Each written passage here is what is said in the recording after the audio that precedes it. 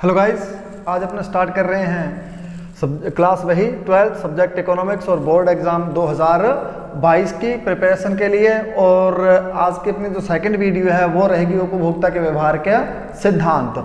और जो कल जो वीडियो बनाई थी उसमें कुछ MCQ जो ऑब्जेक्टिव टाइप क्वेश्चन है वो रह गए थे, आज इस वीडियो में डाले जा रहे हैं। आज जो पहला क्वेश्चन है वो है कि यदि आय बढ़ने पर वस्तु X की मांग बढ़ाता है, यानी कि उपभोक्ता है, उपभोक्ता की आय बढ़ने पर वो वस्तु X की मांग को बढ़ा देता है, तो वस्तु X कैसी वस्तु है। क्वेश्चन ये बिल्कुल अपने को आराम से इसको समझना है। पहले यहाँ पे आय बढ़ने की बात किसकी हो रही है? उपभोक्ता की। उपभोक्ता की आय बढ़ रही है तो कोई भी वस्तु X है तो वो क्या करता है? उपभोक्ता उस वस्तु की मांग को बढ़ा देता है। तो वस्तु X है वो कैसी वस्तु है? आपके सामने जो ऑप्शन आ रहे हैं वो आ रहे हैं सामान्य वस्तु है, या निम्न स्तरीय या निम्न कोटि की वस्तु है, या पूरक वस्तु है, या किसी प्रकार की कोई वस्तु नहीं है। तो अब इस प्रश्न में तीनों ऑप्शन को अपने अलग करते हैं। अब ये जैसे मान लो कि पूरक वस्तुएं हैं। पूरक वस्तुएं तो कौन सी होती हैं? जो एक वस्तु होती है जो दूसरे वस्तु के ऊपर निर्भर करती है, अर्थात एक वस्तु के बिना दूसरी वस्तु का प्रयोग करना संभव नहीं है। जैसे अपने मार्कर की बात करें तो मार्कर के अंदर क्या इंक नहीं होगी? इंक नहीं होगी तो हम लिख नहीं पाएंगे। जैसे बाइक और पेट्रोल। और इसमें है क्या पूरक वस्तु में? यदि X वस्तु की कीमत बढ़ जाती है तो स्वतः ही Y वस्तु की मांग क्या हो जाएगी? कम हो जाएगी, क्योंकि हमें पता है कि X वस्तु की कीमत बढ़ गई तो वह उपभोक्ता उस वस्तु की मांग को भी क्या कर देगा? कम कर देगा। कम कर देगा तो इसका प्रभाव क्या पड़ेगा? जिसके ऊपर ये X वस्तु निर्भर करती है तो उसकी भी मांग घट जाती है। तो ये ऑप्शन नहीं है, ऑप्शन सी नहीं है। निम्न कोटि की वस्तुएं, निम्न कोटि की वस्तुएं वे होती हैं या फिर निम्न स्तरीय वस्तुएं वे होती हैं जिनकी कीमतें बढ़ने पर मांग बढ़ जाती है तथा जिनकी कीमतें घटने पर मांग घट जाती है। जैसे ज्वार है, बाजरा है, या फिर मक्का है। तो ये भी नहीं है। तो इसका जो राइट आंसर रहेगा वो कौन सा रहेगा? सामान्य वस्तुएं। उपभोक्ता की आय बढ़ने पर उपभोक्ता सदैव जो सामान्य जो वस्तुएं होती हैं उनकी मांग को भी बढ़ा देता है। नेक्स्ट क्वेश्चन, निम्न स्तरीय वस्तु की मांग आय बढ़ने पर। अब ये क्वेश्चन देखिए कि निम्न स्तरीय वस्तु, निम्न यानी कि निम्न कोटि की जो वस्तु है उस वस्तु की मांग है कि उपभोक्ता की आय बढ़ने पर उसके ऊपर प्रभाव कैसा पड़ेगा? कि उस निम्न स्तरीय वस्तु की मांग कम हो जाएगी, या निम्न स्तरीय वस्तु की मांग बढ़ जाएगी, या उसमें किसी प्रकार का कोई परिवर्तन नहीं होगा अर्थात समान रहेगी, या कोई नहीं। तो ये देखिए कि निम्न स्तरीय वस्तु की मांग आय बढ़ने पर, आय बढ़ने पर जब उपभोक्ता की आय बढ़ जाती है तो वह निम्न स्तरीय वस्तुओं की मांग को कम कर देता है, वह घटा देता है। बढ़ तो सकती नहीं है, क्योंकि निम्न स्तरीय वस्तु की मांग कब बढ़ेगी? जब इन वस्तुओं की कीमतें बढ़ेगी, जैसा अपने ऊपर समझ चुके हैं। तो ये भी ऑप्शन नहीं है, समान नहीं रहेगी। और ये भी ऑप्शन, इसका ऑप्शन डी भी नहीं रहेगा। तो निम्न स्तरीय वस्तु की मांग उपभोक्ता की आय बढ़ने पर कम हो जाती है, वह उन वस्तुओं की मांग को घटा देता है। नेक्स्ट क्वेश्चन नंबर, जो थर्ड नंबर क्वेश्चन है वो है कि मांग में संकुचन कब होता है? मांग में संकुचन कब होता है? ये हमने कल की वीडियो में डाला भी था क्वेश्चन कि मांग में संकुचन कब होता है। तो मांग में जैसा मान लो कि एक ही मांग वक्र पर जो गति है वो किसके ऊपर निर्भर करती है? वो निर्भर करती है कीमत के ऊपर। किसके ऊपर निर्भर करेगी? वो कीमत के ऊपर निर्भर करेगी। अर्थात यदि कारण नीचे की ओर जा रहा है तो इसका मतलब है कि कीमत में क्या हो रही है? कमी हो रही है। और मांग क्या उसकी? बढ़ रही है, मांग बढ़ रही है। ये तो क्या है कि मांग में विस्तार को दर्शा रहा है। और जब कीमत बढ़ रही हो, जब कीमत बढ़ रही हो तो मांग घटती है। मांग क्या है? घट जाती है। तो एरो का निशान के ऊपर की ओर जा रहा है तो ये किसको दर्शा रहा है? ये मांग में संकुचन को दर्शा रहा है। मांग में संकुचन कब होगा? कीमत बढ़ने पर। कीमत बढ़ने पर मांग में संकुचन होता है, मांग घट जाती है। कीमत घटने पर मांग में विस्तार होगा। तो ये भी ऑप्शन नहीं है।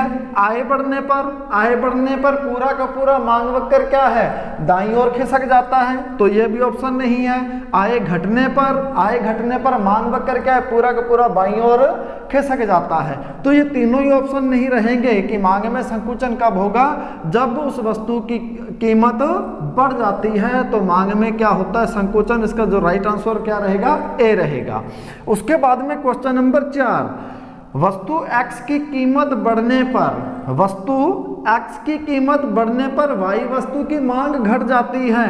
तो x और y वस्तुएं हैं। अब इसको ध्यान से देखिए, बिल्कुल इससे थोड़ी देर पहले अपने बातचीत कर चुके हैं, इसके बारे में डिस्कस कर चुके हैं कि वस्तु x की कीमत बढ़ने पर, यानी कि यहाँ पर दो प्रकार की वस्तुएं हैं। उसने बोला कि वस्तु x की कीमत बढ़ने पर y वस्तु की मांग घट जाती है, y वस्तु की मांग घट जाती है। तो x और y वस्तुएं हैं, यानी कि x और y वस्तुएं किस प्रकार की हैं, तो यहाँ पर ऑप्शन है पूरक, स्थानापन्न, गिफिन या सामान्य। मेरे ख्याल में आपने इसका उत्तर सोच लिया होगा और आपका जो राइट आंसर आ रहा है वो कौन सा आ रहा है, ऑप्शन ए आ रहा है। पूरक वस्तुएं होती हैं कि x वस्तु की कीमत बढ़ गई और x वस्तु है वो किसके ऊपर निर्भर कर रही थी, y वस्तु के ऊपर निर्भर करती थी। तो इसका तात्पर्य ये है कि यानी कि यहाँ पे ये बाइक हो सकती है और यहाँ पे ये पेट्रोल हो सकता है। अब x यानी कि बाइक की जब कीमत बढ़ गई तो उसकी मांग घट गई, उसकी मांग घटी है, तो यानी कि जो बाइक निर्भर किसके ऊपर करती है, पेट्रोल के ऊपर, तो उसकी मांग क्या होगी, स्वतः ही घट गई। तो ये पूरक वस्तुएं हैं। ये क्या है, पूरक वस्तुएं हैं। स्थानापन्न वस्तुएं तो हो ही नहीं सकती। और नेक्स्ट, स्थानापन्न वस्तुएं वही होंगी कि जैसे x वस्तु की कीमत बढ़ गई तो y वस्तु की मांग घटती नहीं, बल्कि ऐसी स्थिति में क्या है, बढ़ जाती है। गिफिन वस्तुएं नहीं, घटिया वस्तुएं नहीं है, और सामान्य वस्तुएं भी इसका ऑप्शन नहीं रहेगा।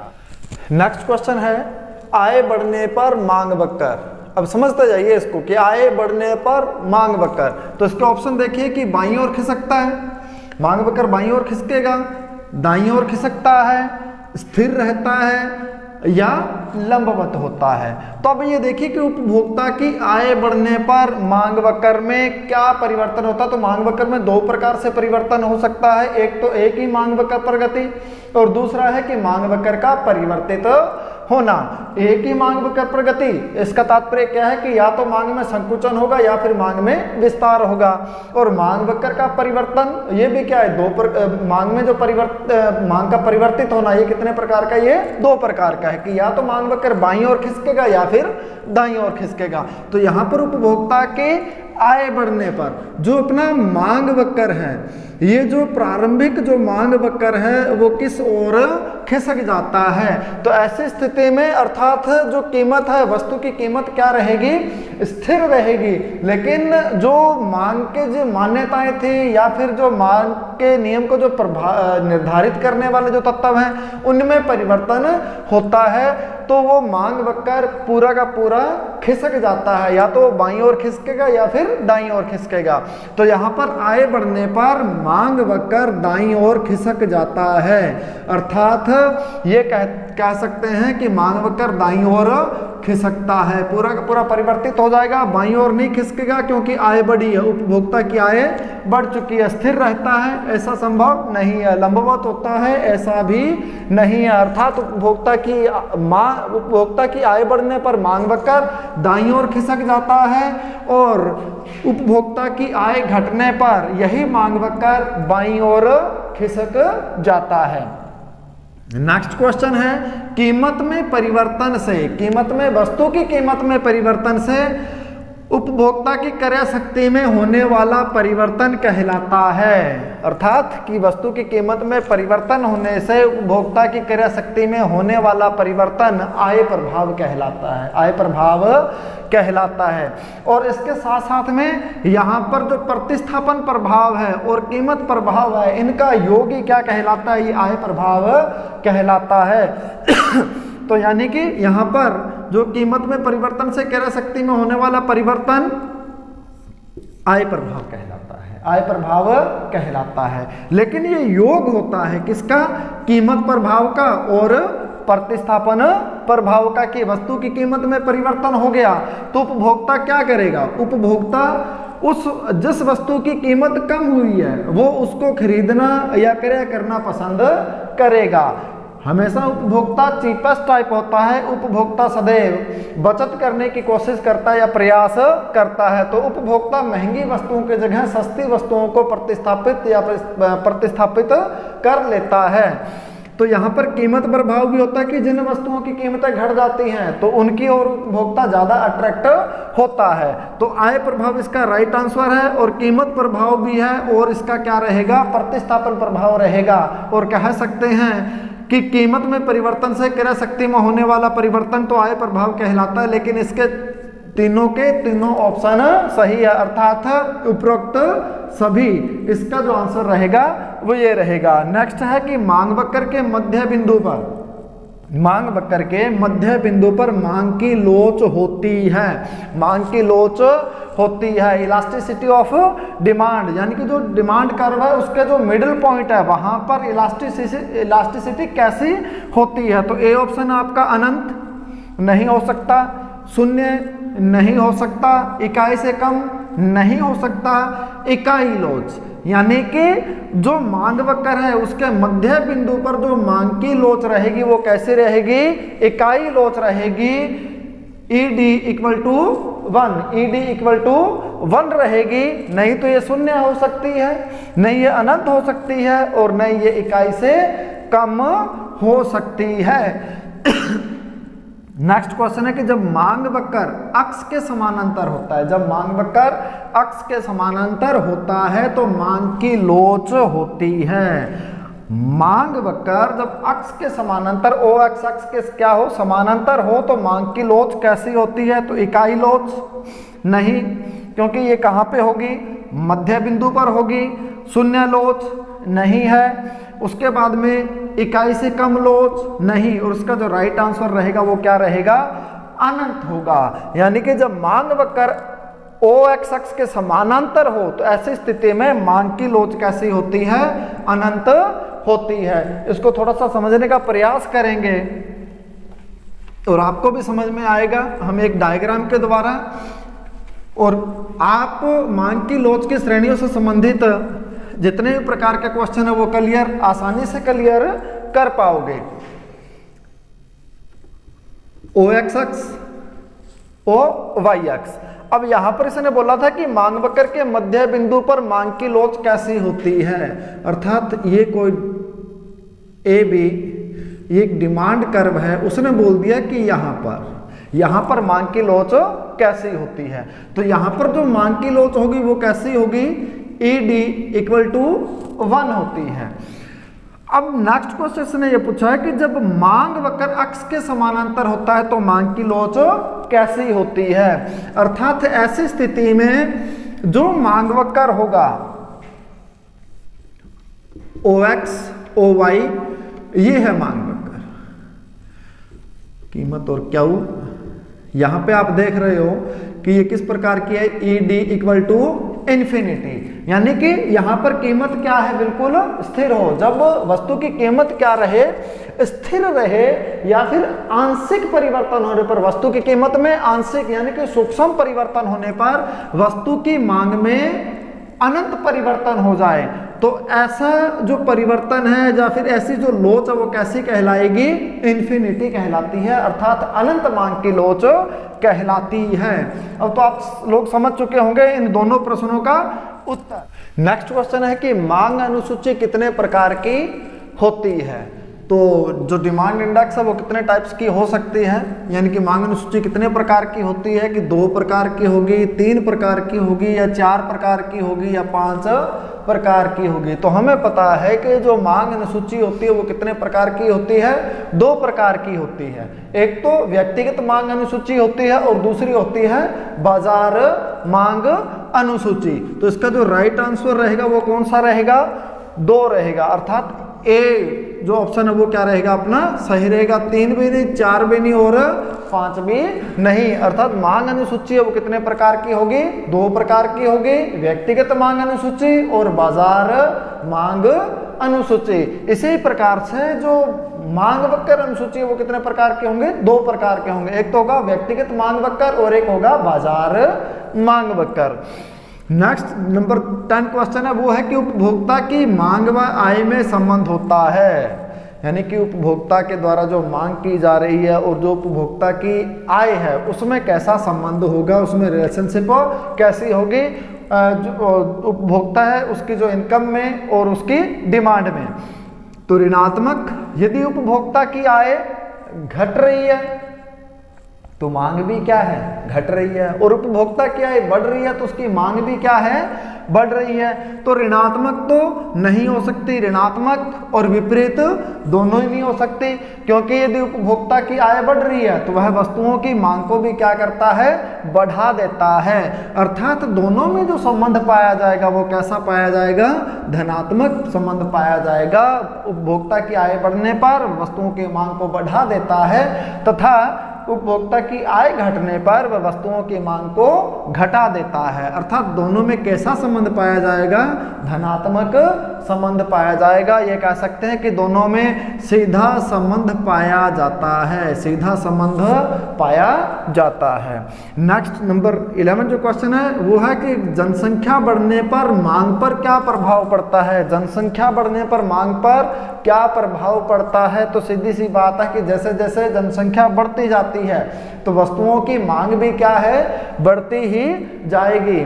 तो यहाँ पर ऑप्शन ए है कि मांग घट जाएगी, तो मांग तो घटेगी नहीं क्योंकि जनसंख्या बढ़ चुकी है। तो जितनी ज्यादा जनसंख्या बढ़ेगी तो वो उतनी ज्यादा क्या करेगा, वस्तुओं की मांग को मांग करेगा या वस्तुओं की मांग को बढ़ा देता है। परिवर्तित नहीं होगी, तो ऐसा तो संभव ही नहीं है कि जनसंख्या बढ़े और वस्तुओं की मांग क्या है, उनमें परिवर्तन न हो। तो इसका जो राइट आंसर रहेगा वो क्या रहेगा, मांग बढ़ जाएगी, कि जनसंख्या बढ़ने पर वस्तुओं की मांग भी बढ़ जाती है, उस पॉपुलेशन के द्वारा डिमांड को भी क्या है, इंक्रीज कर दिया जाता है। नेक्स्ट क्वेश्चन है कि देश में आय का वितरण असमान है, कि पूरे देश के अंदर जितनी भी पॉपुलेशन है उन सबकी आय है वो एक समान नहीं है, अर्थात किसी की कम है किसी की ज्यादा है। तो किन वस्तुओं की मांग अधिक होती है, इस प्रकार का क्वेश्चन अब की बार पुट किया जा सकता है कि देश में आय का वितरण असमान है, तो किन वस्तुओं की मांग अधिक होती है, किन वस्तुओं की मांग अधिक होती है। जब आय का वितरण समान होता है, जब आय का वितरण क्या हो, समान हो, तो ऐसी स्थिति में जो आवश्यक वस्तुएं होती हैं उनकी मांग बढ़ जाती है, उनकी मांग क्या होती है, अधिक होती है। जब आय का वितरण क्या हो, समान हो, इक्वल हो, एक जैसी हो, तो ऐसी स्थिति में जो आवश्यक वस्तुएं हैं उनकी मांग अधिक होती है।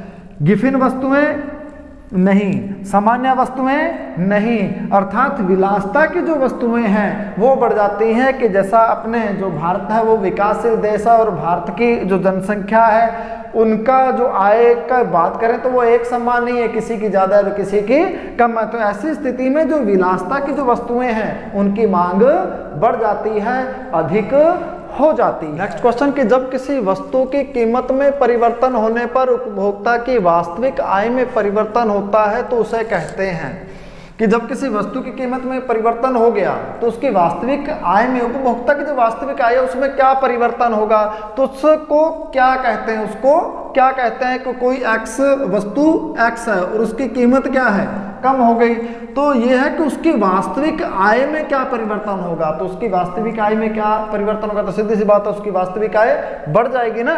तो ये कहता है कि उसे कहते क्या है, कि वास्तविक आय में परिवर्तन होता है उसे क्या कहते हैं, तो उसे कहते हैं आय प्रभाव। उसे क्या कहते हैं, आय प्रभाव कहते हैं। प्रतिस्थापन प्रभाव भी नहीं है और कीमत प्रभाव भी नहीं है। फिर आगे नेक्स्ट क्वेश्चन है कि मांग के नियम का अपवाद है। मांग के नियम के अपवाद है कि जिनके ऊपर मांग का नियम लागू नहीं होता है। तो गिफिन वस्तुएं, गिफिन वस्तुओं के ऊपर मांग का नियम लागू नहीं होता, क्योंकि मांग का नियम क्या कहता है, मांग का नियम ये कहता है कि अन्य बातें समान रहने पर जब वस्तु की कीमत घट जाती है तो मांग बढ़ जाती है, और जब वस्तु की कीमत बढ़ जाती है तो उसकी मांग घट जाती है। ऐसी स्थिति में वस्तु की कीमत और मांग में विपरीत संबंध पाया जाता है। तो गिफिन वस्तुएं वे होती हैं कि जिनकी कीमत बढ़ने पर मांग बढ़े और जिनकी कीमत घटने पर मांग घट जाए। तो ये तो मांग के नियम की क्या है, इसका ये मांग के नियम का क्या हो गया, अपवाद है। फिर आगे नेक्स्ट प्रतिष्ठा मूल्य वस्तुएं, जो बहुमूल्य जो वस्तुएं होती हैं जिनकी कीमतें बढ़ने पर मांग बढ़ जाती हैं, जैसे सोना है, चांदी है, हीरे हैं, या फिर जवाहरात की बात कर सकते हैं, या फिर ये कह सकते हैं कि किसी प्रसिद्ध पेंटर के द्वारा कोई जैसे पिक्चर तैयार की गई है, पेंटिंग तैयार की गई है, तो वो क्या कहलाते हैं, प्रतिष्ठा मूलक वस्तुएं कहलाती हैं, कि जिनकी कीमतें बढ़ने पर उनकी मांग बढ़ जाती है। तो ये भी ऑप्शन क्या रहेगा, सही रहेगा। फिर ए और बी दोनों दिए हो तो इसका राइट आंसर क्या रहेगा, ए और बी दोनों, सी नहीं। नेक्स्ट है कि मांग की लोच की श्रेणियां होती हैं, मांग की लोच की श्रेणियां होती हैं। तो मांग की लोच की कितनी श्रेणियां होती हैं भाई, 4 नहीं, 3 नहीं, 6 नहीं। मांग की लोच की कितनी श्रेणियां होती हैं, 5 श्रेणियां होती हैं। थोड़ा सा आगे जाने के बाद में इसको पूरा एक्सप्लेन करेंगे। नेक्स्ट है कि इस प्रकार का आपको डायग्राम देके और जो मांग वक्र है उसके किसी स्थान को या पॉइंट को, जैसे मान लो कि डायरेक्ट करके डॉट करके आपसे पूछ सकते हैं कि इस बिंदु पर मांग की लोच कैसी होती है, इसको भी आगे डिस्कस करेंगे। तो क्वेश्चन पे आते हैं कि बिंदु विधि में बिंदु P पर मांग की लोच है, यानी कि ये जो बिंदु है इस पर मांग की लोच कैसी है। तो आपने इसको देख के ही बताना है कि मांग की लोच कैसी है, कि इकाई से कम है, इकाई लोच है, या इकाई से अधिक है, या फिर शून्य लोच है। तो यहाँ पर जो मांग की लोच रहेगी वो कैसी रहेगी, इकाई से अधिक, इकाई से अधिक यहाँ पर मांग की लोच रहेगी। इसका जो राइट आंसर रहेगा वो कौन सा रहेगा, इकाई से अधिक, शून्य नहीं हो सकती है, इकाई लोच बिल्कुल मिडल में होगी, और इकाई से कम बिल्कुल नीचे की ओर होगी। यानी कि जो इकाई लोच होती है उससे नीचे की जो लोच कहलाती है वो कैसी कहलाती है, इकाई से कम लोच कहलाती है। अब इन्हीं 5 श्रेणियों को हम समझने का प्रयास करेंगे, कि जो 5 श्रेणियां अपनी मांग की लोच की, उनको डायग्राम के द्वारा समझने का प्रयास करेंगे। कि जो 5 श्रेणियां हैं, पहली श्रेणी शून्य मांग की लोच, शून्य मांग की लोच। शून्य मांग की लोच का तात्पर्य यह है कि जब वस्तु की कीमत में तो परिवर्तन हो, वस्तु की कीमत में तो परिवर्तन हो, लेकिन वस्तु की मांग में किसी प्रकार का कोई परिवर्तन न हो, वस्तु की मांग में किसी प्रकार का कोई परिवर्तन न हो। यहां पे आप देख पा रहे हैं कि P1, P2, P3 OY-X पे मैंने कीमत को दर्शाया और OX-X पे मैंने क्या है, मांग मात्रा को दर्शाया है। यहां पर वस्तु की कीमत में तो परिवर्तन हो रहा है, घट रही है चाहे वो बढ़ रही है, लेकिन वस्तु की मांग में किसी प्रकार का कोई परिवर्तन नहीं हो रहा।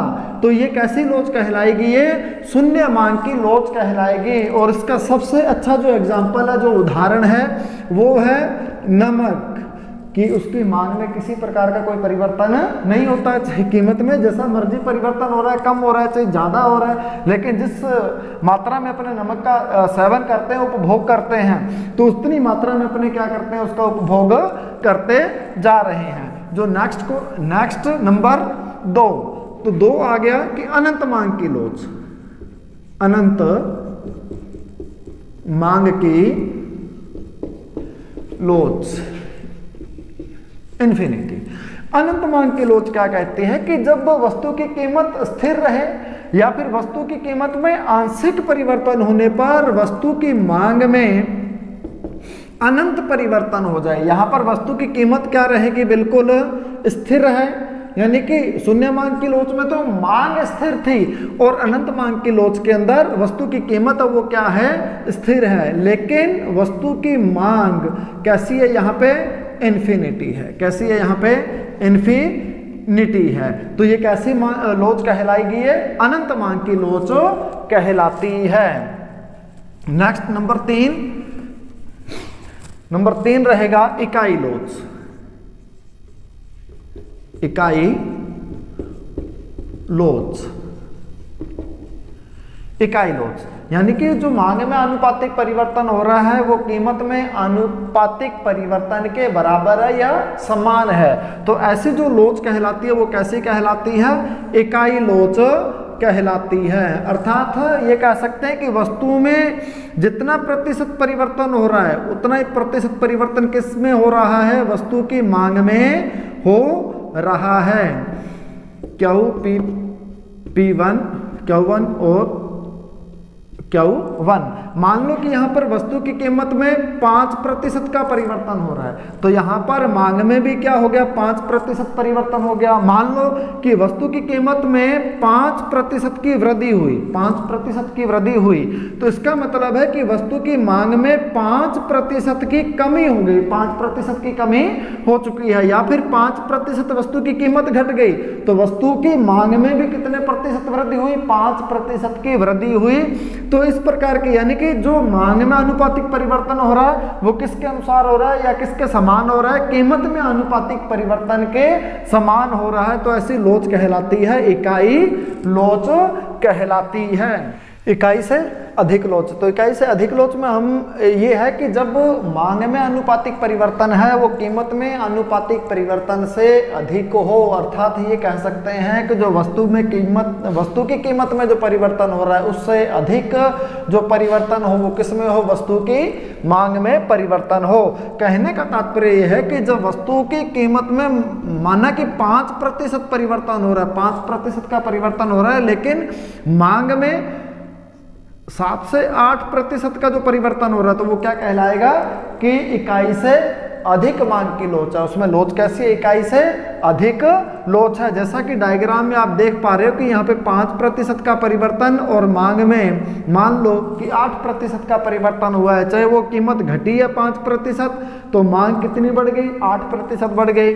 और मांग यदि 5% बढ़ गई तो मांग 8% घट चुकी है। अर्थात कीमत में 5% की वृद्धि हुई तो मांग में 8% की कमी हो चुकी है। थोड़ा सा स्पेस भी देखना कि यहाँ पे स्पेस थोड़ा सा कम है और यहाँ पे स्पेस क्या थोड़ा सा ज्यादा दिखाई दे रहा है, यानी कि कीमत में जो अंतर है उससे ज्यादा अंतर किसमें है, मांग में अंतर है। तो ये लोच कैसी कहलाएगी, ये इकाई से अधिक लोच कहलाती है।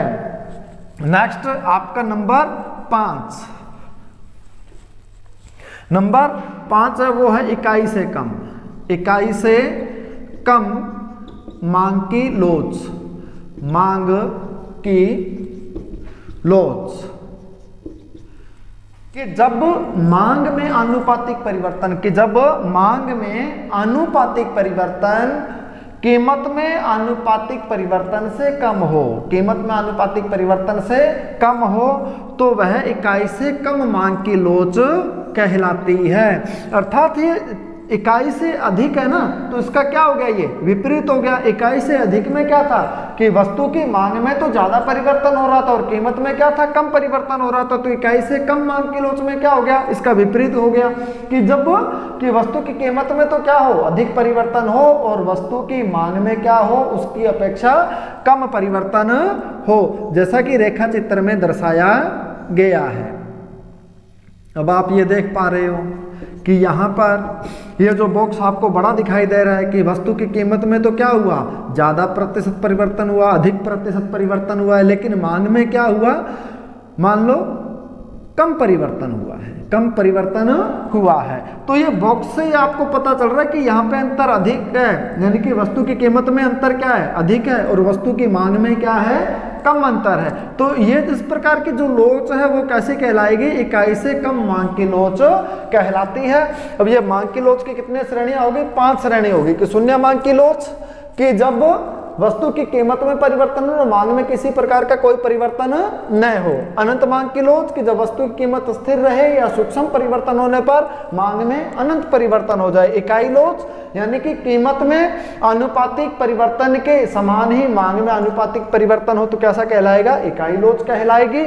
और इकाई से अधिक तात्पर्य कि जब मांग में आनुपातिक परिवर्तन कीमत में आनुपातिक परिवर्तन से अधिक हो तो इकाई से अधिक लोच होगी। और इकाई से कम मांग की लोच जब वस्तु की कीमत में आनुपातिक परिवर्तन से कम परिवर्तन मांग में हो, यानी कि मांग में जो आनुपातिक परिवर्तन है वो कीमत में आनुपातिक परिवर्तन से कम हो तो ऐसी जो लोच कहलाती है वो कैसी कहलाती है? इकाई से कम मांग की लोच कहलाती है। अब जो आपकी जो नेक्स्ट थी कि ज्यामिति विधि, ज्यामिति विधि जो अपने रेखा चित्र के अंदर आपने देखा था कि जिसके अंदर P बिंदु पर कैसी लोच पाई जाएगी, तो उसको ज्यामिति विधि भी बोल देते हैं और उसको बिंदु विधि भी बोल देते हैं, जिसके अंदर क्या है कि वो इस प्रकार के क्वेश्चन पुट कर सकता है कि ये A और B है। सर्वप्रथम तो हमें ये पूछ सकता है कि A बिंदु पर मांग की कैसी लोच है, A बिंदु पर मांग की लोच कैसी है। तो A बिंदु के लिए अलग से डायग्राम बना रहा हूं मैं कि ये बिंदु A है, तो यहां पर ये मांग वक्र है, तो यहां पर P OP बिल्कुल क्या है, कीमत स्थिर है, लेकिन मांग कैसी है, यहाँ पे अनंत है। तो यहां पर A बिंदु पर जो मांग की लोच होगी वो कैसी होगी, अनंत होगी। मांग की लोच कैसी होगी, अनंत होगी। अब जैसे मान लो कि यहाँ पे आपको बताया था कि P बिंदु पर, तो P बिंदु पर जो मांग की लोच पाई जाती है वो पाई जाती है इकाई से अधिक, इकाई से अधिक। और बिल्कुल मध्य बिंदु पर जो मांग की लोच होती है कि ये बिंदु कोई C है, तो यहां पर जो मांग की लोच होगी वो कैसी होगी, इकाई लोच होगी। और इसके नीचे यानी कि बिंदु यहां पर कोई D है, तो यहां पर जो लोच होगी वो कैसी होगी, इकाई से कम, इकाई से क्या हो गई, कम हो गई। अब जो B बिंदु है यहां पर जो मांग की लोच होगी वो होगी शून्य, वो कैसी होगी, मांग की लोच शून्य होंगी। इसके लिए डायग्राम जैसे ये है कि जब वस्तु की कीमत में तो परिवर्तन हो, जब वस्तु की कीमत में तो क्या हो, परिवर्तन हो, लेकिन मांग में किसी प्रकार का कोई परिवर्तन न हो, तो ऐसी लोच क्या कहलाती है, शून्य मांग की लोच। ये ज्यामिति विधि थी, या फिर कह सकते हैं कि ये अपने बिंदु विधि थी कि A बिंदु पर OY अक्ष पर जो बिंदु अपने को नजर आ रहा है यहाँ पर मांग की लोच कैसी है, अनंत है। थोड़ा सा नीचे चलेंगे तो इकाई से अधिक, बिल्कुल मध्य में इकाई लोच होगी, और उसके नीचे बिल्कुल स्थित होगी वो इकाई से कम होगी। और OX अक्ष पर जो बिंदु आपको नजर आ रहा है यहाँ पर लोच कैसी होगी, शून्य लोच होगी। तो आज के लिए इतना ही, गुड लक।